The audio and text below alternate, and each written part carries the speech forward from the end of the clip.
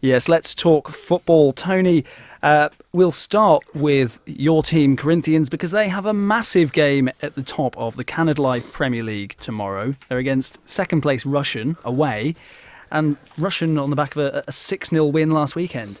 Yeah, it was a great result for Russian, and going into that one as well, what was surprising is sort of Douglas Royal really pushed to get it on, because Russian were 6 players missing. And they still came up trumps. They played really well. Bit of a slow start. They didn't get too many chances, but I'm putting that down to Chris, management-wise, because obviously Paul Jones stood down because Paul was going for an operation, tonsil operation.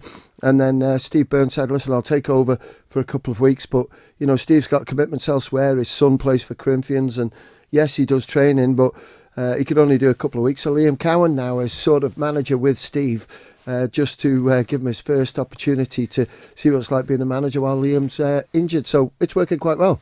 3 wins in succession for Russian since a 3-1 defeat to St Mary's. 7 wins in all competitions in a row for Corinthians, who again, the last time they dropped points was against St Mary's.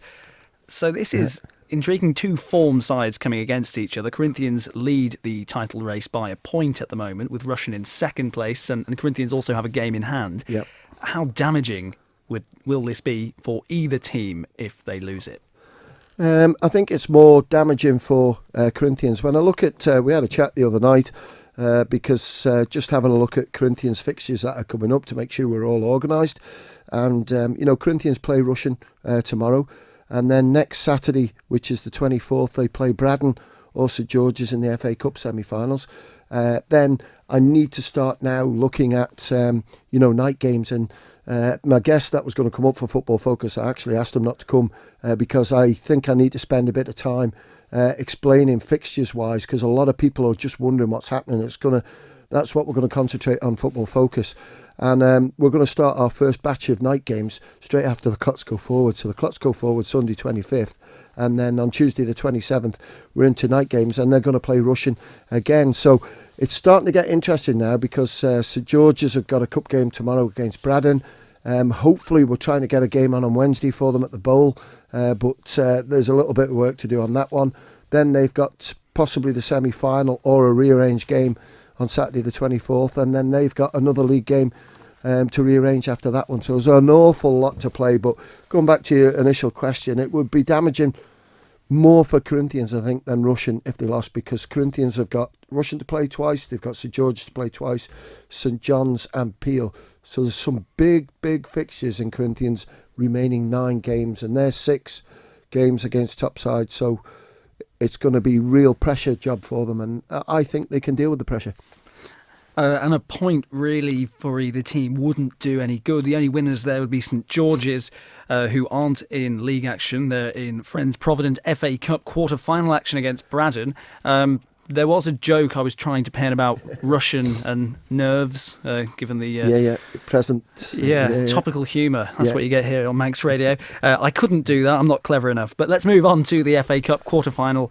Braddon against St George's tomorrow. Surely only one winner, unless the magic of the cup can prevail and Braddon can pull off the shock of all shocks. Yeah, this game has been moved. I don't know if you spotted the email. It's been moved to the Bowl now. It's 2:30 kickoff. Braddon's pitch, we had it inspected yesterday. We tried to move this game at the start of the week, but for whatever reason, Braddon just didn't come back to us with a positive answer. So unfortunately, the FA have had to take it in their own hands. We don't like doing that. We'd rather clubs make the decision. But we've got to get these games played, and it's going to be 2:30 kickoff. So that won't help Braddon's cause. It's a massive pitch down there. And, St George's are just champing at the bit. Chris Bass spoke to him today. All they want to do is play football, get some games played.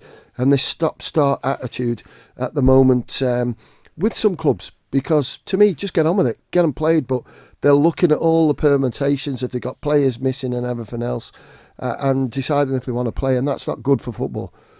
Fixtures are in control of the FA, not the clubs. And that's something that needs to be looked at, I think. And everybody we've had on Friday Football Focus has said, if they're from a particular club, that a run of games does really help them. Of course it does. And, players just want to play, and it's quite interesting. I won't name the club, but today There's real doubt on a game tomorrow. There's a chance to move the game to the Bowl, and the players are quite happy. They want to play there, but the manager said no. It's absolutely bizarre, but it has to be reviewed because these weather conditions that we're getting now are more frequent, and we've got to sort of take all the opportunities we can to get games out of the way. And with we'll go through it in Football Focus, but with just under 200 games to rearrange, all it's going to end up doing is really annoy clubs because they're going to be at it every other day near enough, which doesn't help with injuries, commitments, family lives, everything. It's going to be a lot of pressure for a lot of players and also clubs. Well, there are night games that are going to be introduced after the clocks go forward on Sunday. We'll hear more about that, of course, in Football Focus. There is league action tomorrow. Obviously, Russian against Corinthians, the big one in the Canada Life Premier League. There's also an interesting one between St John's and Peel. There's also JCK Division 2 action and combination action as well. But there's also 3 fixtures, 3 quarter-final ties in the GH Corlett's Woods Cup. Quickly, because we're running out of time before we head to the news, but Foxdale versus Moran, which way is that one going to go? Hard to say. I watched Foxdale recently against Pulrose, and it could have been 10-0 to Foxdale at half-time, and it was only 2, and then the next minute I was getting phone calls to say that it was 3-2 to Pulrose, so Foxdale a little bit up and down. Moran I've been impressed with. I've watched them twice over the last month, so I'd say Moran might just sneak that one, but don't be surprised if it don't go to extra time and penalties. Pulrose has got to be favourite for their trip to Michael tomorrow? I would say so. Michael, league tables don't lie, as well with Pulrose. It's a real sort of carrot for them.